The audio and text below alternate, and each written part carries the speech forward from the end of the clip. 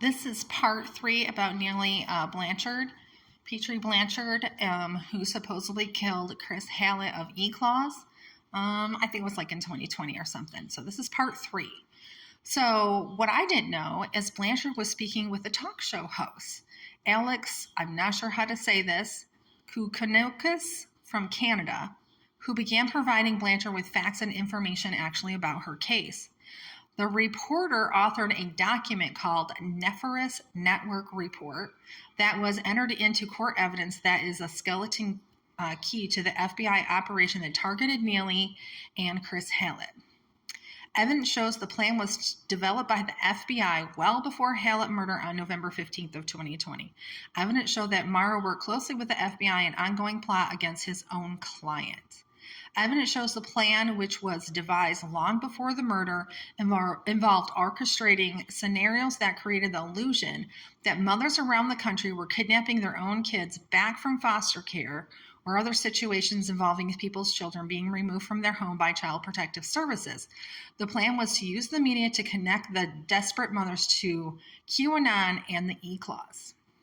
Some of the mothers used in the FBI psychological operation that was deployed to protect the ongoing trafficking operation was Neely, a lady named Cynthia Abaca, A-B-C-U-G, Emily Jolly, Melissa Grover, and Sarah Duncan. So I've never heard of those women right there before. I started kind of trying to look up some of their cases and information.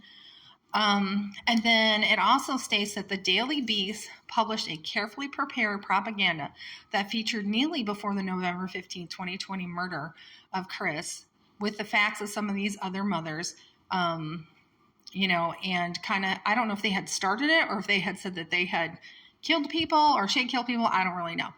I don't know what the Daily Beast is. I don't think I really want to read it either. But anyways, this is the information about Neely. I don't know if I can get a hold of her or not and talk with her, but when I found this, I was like, oh my God. I keep telling you guys, put safety in place. You have to put safety in place if you're going to start talking about the corruption in your case and what these people are doing. When you talk about their case, you are messing with their money. That's their number one thing, is that money they're making off from all of this. Do you know, I researched it one time, for one human person that they human traffic, they get $300,000 off from that person. So this is not chump change. So when you're out there exposing them, you're exposing, they could go to jail, blah, blah, blah, blah, blah, but you're exposing a lot of money that they're actually getting. So if you're going to be talking about your case, please, please, please, please, please put some kind of protection in place. So if something happens to you, it will go out to everybody under the sun. So there's some information you need to hold back that you don't tell and you don't talk about, but that's in these documents. So if something happens to you, it will go out. This way they don't know exactly what it is or you have, and they probably don't want it to get out, right?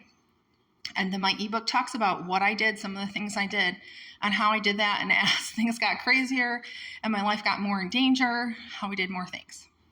Stay safe, you all, and be careful if you're out there exposing what's going on in your case.